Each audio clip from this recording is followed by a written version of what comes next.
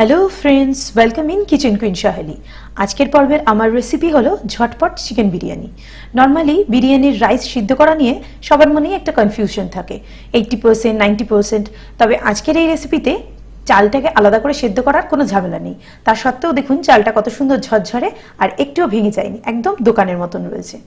তাহলে আর দেরি না করে চলুন শুরু করি। তবে শুরু করার আগে প্লিজ বন্ধুরা আমার চ্যানেলটি সাবস্ক্রাইব করে নেবেন, সাথে বেল আইকনটি প্রেস করে পাশে থাকা অল বাটনেও ক্লিক করে দেবেন। তো এখানে আমি 1200 গ্রাম ওজনের মুরগির একটু বড় বড় বিরিয়ানির সাইজের পিস করে নিয়েছি। তার সাথে আমি এখন 2 টেবিল চামচ দিয়ে দিচ্ছি জিঞ্জার গার্লিক পেস্ট মানে আদা রসুন বাটা। তার সাথে দিয়ে দিলাম 1 চা চামচের মতন ধনে গুঁড়ো, 1 চা চামচ বিরিয়ানি মশলা গুঁড়ো, হাফ চা চামচ কাশ্মীরি গুঁড়ো লঙ্কা, পরিমাণ মতন লবণ মানে 1 চা চামচের মতন লবণ দিলাম, আর দিয়ে দিচ্ছি 2 টেবিল চামচের মতন টক দই। বন্ধুরা এই বিরিয়ানি মশলার ডিটেলসটা আমি আমার ডেসক্রিপশন বক্সে দিয়ে দেবো।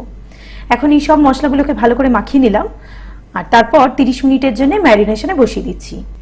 এদিকে 600 গ্রাম বিরিয়ানির চাল মানে আমার চালের গ্লাসের 3 গ্লাস চাল ভালো করে ধুয়ে আধ ঘন্টা ভিজিয়ে রেখেছিলাম।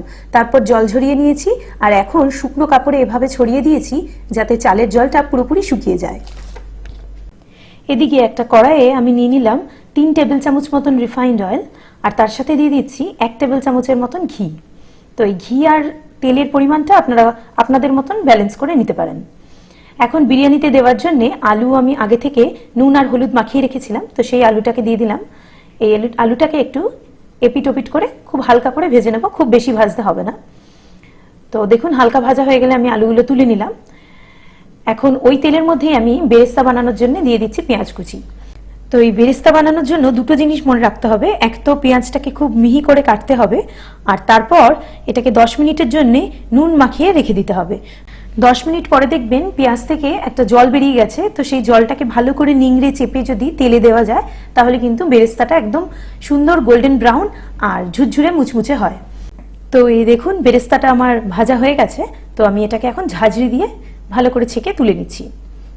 এখন ওই তেলের মধ্যেই আমি দিয়ে দিলাম 10-15টা মতন গোটা গোলমরিচ, 2টো শুকনো লঙ্কা, একটা দিয়ে দিচ্ছি বড় তেজপাতা, সাথে দিয়ে দিচ্ছি 2টো মতন দারচিনি, 8-10টা দিয়ে দিচ্ছি লবঙ্গ, 2টো ছোট এলাচ আর একটা বড় এলাচ।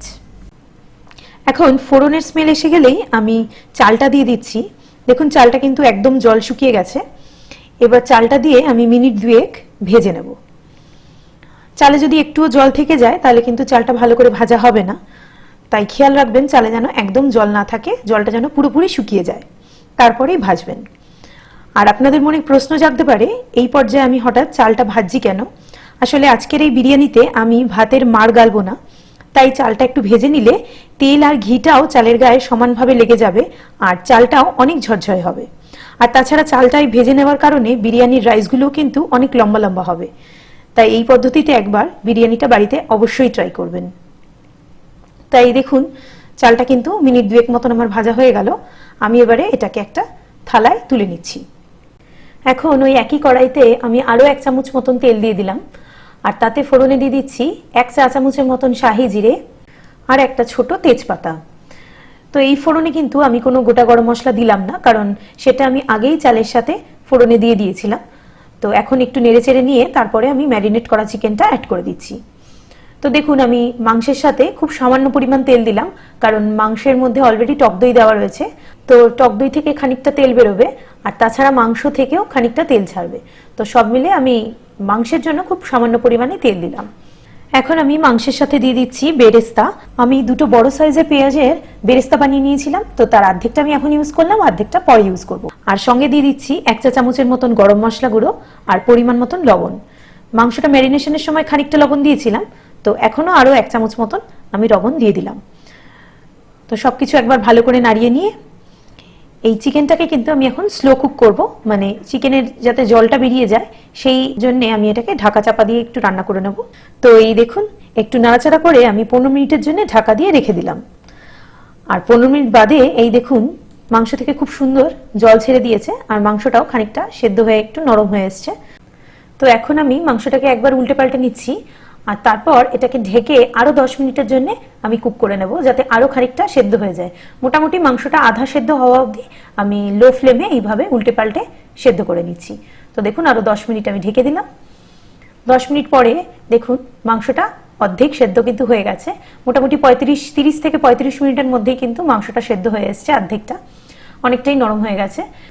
এরপর আগে থেকে ভেজে রাখা যে আলুগুলো ছিল সেই আলুগুলোকেও আমি এর সাথে অ্যাড করে দিলাম। আলুটা দেওয়ার পর আরও মিনিট 5-7 আমি এইভাবে ঢাকনা খোলা রেখে একটুখানি মাংসটাকে নাড়াচাড়া করে নিচ্ছি, যতক্ষণ না এই মাংসের জলটা পুরোপুরি শুকিয়ে যায়। তো এই দেখুন 5-7 মিনিট ধরে নাড়তে নাড়তে কিন্তু মাংসের যে গ্রেভিটা সেটা অনেকটা শুকিয়ে গেছে।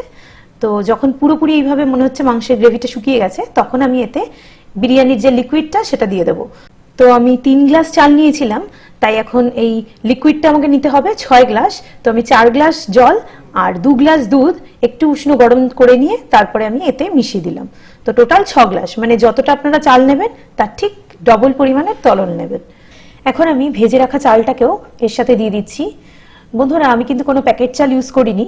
বিরিয়ানির জন্য যে লুজ 100 বা 110 টাকা কেজির যে চালটা পাওয়া যায় সেটাই আমি ইউজ করেছি, সেটা দিয়েই সবচেয়ে ভালো বিরিয়ানি হয়। তো এখন দেখুন এটাকে আমি জলের সাথে একবার ভালো করে মিশিয়ে নিয়ে তারপরে একটা ফুট আসা অবধি ওয়েট করছি। তো এই দেখুন যেই 1 ফুট আসা শুরু করে দিল, আমি এখন এটাকে ঢাকা দিয়ে 15 মিনিটের জন্য লো ফ্লেমে কুক করে নেব। 15 মিনিট বাদে দেখুন চালের উপরে কিন্তু আর একটুও জল দেখা যাচ্ছে না, আর ভাতটাও অনেকটা সেদ্ধ হয়ে গেছে। কিন্তু এইভাবে যখন চালটাকে আপনি সাইড দিয়ে ফাঁকা করবেন, দেখবেন নিচে কিন্তু এখনো অনেকটা জল বেঁচে আছে। তো ঠিক এই পর্যায়ে আমাদের বিরিয়ানিটাকে দমে বসাতে হবে। তো আমি সাইড থেকে চালগুলোকে উপর দিকে তুলে একটু লেবেল করে নিলাম, আর তারপর আমি এতে দিয়ে দিচ্ছি কয়েক ফোঁটা মিঠা আতর। তো মোটামুটি 2 থেকে 3 ফোঁটা মতন দিলাম, তার বেশি নয়। সাথে দুধ আর জলের যে মিশ্রণটা ছিল সেটা আমি হাফ কাপ তুলে রেখেছিলাম, আর তাতে আমি খানিকটা কেশর ভিজিয়ে রেখেছিলাম। তো সেই কেশর জলটাও ওপর দিয়ে দিলাম। অবশ্যই কেশরগুলোকেও দিয়ে দেবেন, এতে করে একটা সুন্দর কালার আসবে বিরিয়ানিতে। সাথে দিয়ে দিচ্ছি 1 চা চামচের মতন কেওড়া জল, 1 চা চামচের মতন গোলাপ জল, বেঁচে থাকা যে বেরেস্তাটা ছিল সেই বেরেস্তাটাও ওপর দিয়ে ছড়িয়ে দিলাম এইভাবে। সঙ্গে দিয়ে দিচ্ছি 1 চা চামচের মতন বিরিয়ানি মশলা, আর সবশেষে দিয়ে দিচ্ছি কয়েক ফোঁটা ঘি। আপনারা যদি আলু বোখরা এবং পুদিনা এই রেসিপিতে দিতে চান, সেটাও আপনারা এই পর্যায়েতেই দিয়ে দেবেন। এখন আমি এটাকে ঢাকা দিয়ে একটা গরম তাওয়ার উপরে রেখে ধিমি আঁচে 15 থেকে 20 মিনিটের জন্য দম দিয়ে নেব। আমি কাচের ঢাকনার উপরে ফুটোটা আগে থেকে বন্ধ করে দিয়েছিলাম, আর ঢাকনাটা যেহেতু ভারী তাই আলাদা করে কোনো আটার প্রলেপ দিইনি, তবে আপনারা সুবিধা মতন দিয়ে নিতে পারেন। তো এই দেখুন 20 মিনিট বাদে আমার বিরিয়ানি কিন্তু একদম রেডি। কি করে বুঝবেন বিরিয়ানিটা একদম রেডি হয়ে গেছে? উপরের দিকে চালটা যখন এরকম ভাবে সোজা সোজা হয়ে দাঁড়িয়ে যাবে, বুঝতে পারবেন ভেতরে আর একটুও জল বেঁচে নেই, আর বিরিয়ানি একদম রেডি। তো আমি দেখুন বিরিয়ানিটা সার্ভ করে দিচ্ছি, কত ঝরঝরে চালটা হয়েছে, আর খেতে ওই বিরিয়ানিটা দুর্দান্ত লাগে। তাহলে বন্ধুরা, আসছে রবিবার এই রেসিপিটা হচ্ছে তো আপনার বাড়িতে? কেমন লাগলো আমাকে কমেন্টে লিখে অবশ্যই জানাবেন। আর রেসিপিটা ভালো লাগলে লাইক শেয়ার করতে একদম ভুলবেন না। চ্যানেলটা যদি এখনো না সাবস্ক্রাইব করে থাকেন, এক্ষুনি সাবস্ক্রাইব করে দিন, সাথে বেল আইকনটি প্রেস করে পাশে থাকা অল বাটনেও ক্লিক করে দেবেন। Thank you, good bye.